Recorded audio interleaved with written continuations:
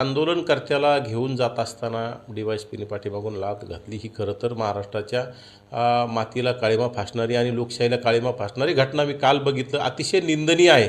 हे अतिशय चुकीचं आहे. असं नेमकं काय त्या DYSPच्या मनात आलं आणि त्यांचे काय वैर असेल हेच त्या दोघांनाच माहीत, की इतकं फिल्मी स्टाईलने त्यांनी पळत जाऊन पाठीमागून अशी उडी मारून लाथ घातली.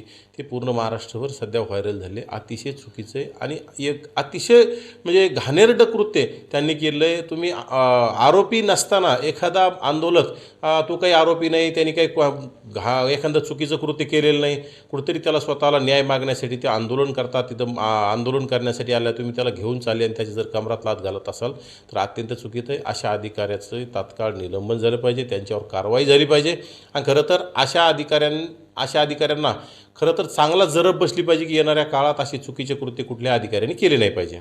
मुख्यमंत्री देवेंद्र फडणवीस यांच्याशी भेट घेण्याचा प्रयत्न करेल आणि त्यांच्यासोबत चर्चा करून अशा महाराष्ट्रातील असे अनेक अधिकारी आहेत यांच्या अशा चुकीच्या कृत्याला आळा घालण्यासाठी तुम्ही काहीतरी कठोर पावले आणि ठोस पावलं उचलण्याचं काम करावं अशी मागणी करणार आहे.